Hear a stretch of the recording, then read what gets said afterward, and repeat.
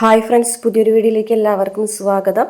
അങ്ങനെ നിശ്ചയത്തിൻ്റെ കാര്യങ്ങളൊക്കെ നടന്നുകൊണ്ടിരിക്കുന്ന സമയത്ത് തട്ടം കൈമാറുന്ന ഒരു സമയത്ത് ശാരദയുടെ കയ്യിലേക്ക് ചെക്കൻ്റെ അമ്മ തട്ടം എടുത്ത് കൊടുക്കുകയാണ് കേട്ടോ. പിന്നെ അത് വാങ്ങിക്കുന്ന സമയത്താണ് അവർ വന്ന ആൾക്കാരുടെ കൂട്ടത്തിൽ നിന്ന് ഒരു കൊച്ച് ഓടി വന്നിട്ട് ആ തട്ടം തട്ടിത്തെറിപ്പിച്ചിട്ട് അച്ചാന്ന് പറഞ്ഞുകൊണ്ട് ചെറുക്കൻ്റെ മടിയിൽ വന്നിരിക്കണത്. അപ്പോൾ എല്ലാവരും ഞെട്ടിപ്പോകാണ് കേട്ടോ. അച്ചാന്ന് വിളിക്കുമ്പോൾ ആർക്കും ഒന്നും അങ്ങോട്ടും ഇങ്ങോട്ടും കാര്യങ്ങളൊന്നും മനസ്സിലാവുന്നില്ല. ഇതാരാണ് ഒരു കൊച്ച് ഇങ്ങനെ അച്ചാന്ന് വിളിച്ചിട്ട് മടിയിൽ വന്നിരിക്കണേ. ആ കൊച്ചാണെന്നുണ്ടെങ്കിൽ അച്ചാന്ന് പറഞ്ഞ് കെട്ടിപ്പിടിക്കുകയാണ് കേട്ടോ അയാളെ. അപ്പോൾ വിനീതും നിവിനും എല്ലാവരും ഞെട്ടി നിൽക്കുകയാണ്. അങ്ങനെ ചെറുക്കൻ്റെ കൂടെ വന്നവരൊക്കെ ആകെ അന്തം വിട്ട് നിൽക്കുകയാണ്. നോക്കുമ്പോൾ ശാരദ അങ്ങനെ ചോദിക്കുന്നുണ്ട് കേട്ടോ, ഇതാരാണെന്ന് ചോദിക്കുമ്പോൾ എല്ലാവർക്കും ഒരു തപ്പിപ്പിടുത്തം വരികയാണ് കേട്ടോ. ആരൊന്നും തുറന്നു പറയാൻ കൂട്ടാക്കുന്നില്ല. അങ്ങനെ അവസാനം അത് ആ കൊച്ച് അയാളുടെ മകനാണെന്ന് മനസ്സിലാവേണ്ട, അയാൾക്ക് മുമ്പ് കല്യാണം കഴിച്ചതാണെന്നും ഒരു കൊച്ചുണ്ടെന്നുള്ള കാര്യമൊക്കെ അവിടെ വെളിപ്പെടുകയാണ് കേട്ടോ. ഇത് കേട്ടിട്ട് ശാരദയും വീട്ടുകാരൊക്കെ ആകെ ഞെട്ടിത്തെറിച്ച് നിൽക്കുകയാണ് കേട്ടോ. അപ്പോൾ ജയപാലിൻ്റെ അടുത്ത് വന്നിട്ട് ശാരദ ചോദിക്കുന്നുണ്ട്, എന്താ ജയപാലായിട്ടത് ഒരു കൊച്ചുള്ള ചെക്കനാണോ അത് എന്ന് ചോദിക്കുമ്പോൾ ജയപാലനാണെന്നുണ്ടെങ്കിൽ ന്യായീകരിക്കുകയാണ് കേട്ടോ. അതിനെന്താ, ഒരു കൊച്ചുണ്ടെന്ന് വിചാരിച്ചിട്ട് കുഴപ്പമൊന്നുമില്ല, ജയപാലനേട്ടൻ എന്തുകൊണ്ട് ഇത് പറഞ്ഞില്ല എന്ന് പറയുമ്പോൾ അത് പറയേണ്ട അത്ര കാര്യമൊന്നുമില്ലല്ലോ. എന്തായാലും ചെറുക്കൻ നല്ല ചെറുക്കനാണ്, നല്ല സാമ്പത്തിക ശേഷിയുള്ളതാണ്. അപ്പോൾ പിന്നെ ഗംഗയ്ക്ക് ചേരും എന്നൊക്കെ പറഞ്ഞിട്ട് അയാൾ ചെയ്ത തെറ്റ് മറച്ചു പിടിക്കാൻ ശ്രമിക്കുകയാണ് കേട്ടോ. പക്ഷേ അത് ഒരിക്കലും ശാരദയ്ക്ക് അത് കണ്ടില്ല എന്ന് നടിക്കാൻ പറ്റുന്നതായിരുന്നില്ല. അങ്ങനെ കാവേരിയും എല്ലാവരും കൂടിയിട്ട് ബഹളം വയ്ക്കുന്നുണ്ട് കേട്ടോ, അത് നടക്കൂല എന്ന് പറഞ്ഞിട്ട്.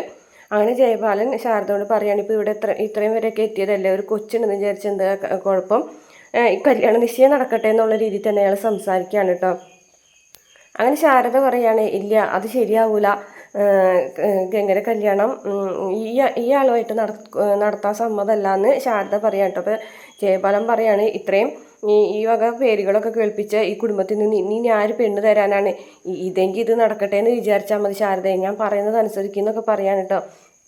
പക്ഷേ ശാരദ കൂട്ടാക്കണില്ല കേട്ടോ. ശാരദയാണെന്നുണ്ടെങ്കിൽ പറയുന്നുണ്ട്, ഇല്ല വേണ്ട, ഇത് നടക്കൂല, ജയപാലേട്ടൻ ഇത്രയും വലിയൊരു ചതി ചെയ്യുമെന്ന് വിചാരിച്ചില്ല, ഇത് ഞങ്ങളോട് തുറന്നു പറയേണ്ടതല്ലായിരുന്നു എന്ന് ചോദിക്കുന്നുണ്ട് കേട്ടോ.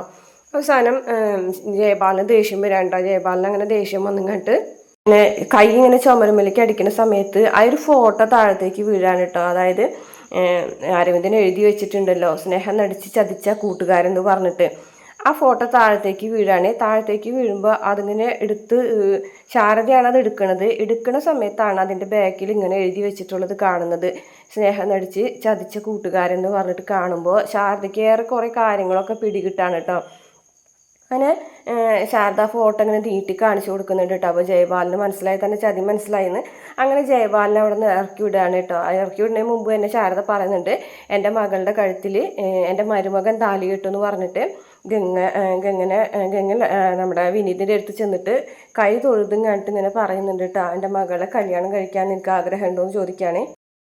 അന്നേരം വിനീതിൻ്റെ അമ്മ അവിടെ വന്നിട്ടുണ്ടാവും ആ സമയത്ത്, സുജാത. അപ്പോൾ വിനീത് പറയുന്നുണ്ട്, അങ്ങനെ ഒരു കാര്യം ശാരദ പറഞ്ഞതോട് കൂടിയിട്ട് വിനീത് പറയുന്നുണ്ട്, ആരൊക്കെ എതിർത്താലും ഗംഗയ്ക്ക് ഇഷ്ടമാണെങ്കിൽ, അതിപ്പോൾ ഈ അമ്മ എതിർക്കുകയാണെങ്കിൽ പോലും ഗംഗയ്ക്ക് ഇഷ്ടമാണെന്നുണ്ടെങ്കിൽ ഞാൻ ഗംഗയുടെ കഴുത്തിൽ താലി കെട്ടു അമ്മായി, ഇതെൻ്റെ വാക്കാണെന്ന് പറഞ്ഞിട്ട് ഇങ്ങനെ വിനീത് ശാരദയ്ക്ക് വാക്ക് കൊടുക്കുന്നുണ്ട്. ഇത് കേട്ടിട്ട് ഗംഗയ്ക്കും ഭയങ്കര സന്തോഷമാവുന്നുണ്ട്. മുത്തശ്ശിനെ കെട്ടിപ്പിടിച്ച് കരയാണ് കേട്ടോ ഗംഗ. അങ്ങനെ ഗംഗയുടെ വിനീതിൻ്റെ കല്യാണം അവിടെ ഓർപ്പിക്കുകയാണ്. ജയപാലിനോട് വിനീത് പറയുന്നുണ്ട്, ഇറങ്ങിപ്പോടാ ഈ വീടിൻ്റെ മുന്നിൽ നിന്ന് പറഞ്ഞിട്ട് ജയപാലിനെ ഇറക്കി വിടുന്നത് വിനീതാണ് കേട്ടോ. എപ്പോഴും വിനീതിനെല്ലാം ഇറക്കി വിടാറ്, ഇത്തവണ വിനീത് ജയപാലിനെ തന്നെ ഇറക്കി വിടുന്നുണ്ട്. അങ്ങനെയാണ് ഈ നെക്സ്റ്റ് വീക്കിൽ പ്രമോ കാണിച്ചിട്ടുള്ള വീഡിയോ ഇഷ്ടപ്പെട്ട ചാനൽ സബ്സ്ക്രൈബ് ചെയ്ത് സപ്പോർട്ട് ചെയ്യണേ.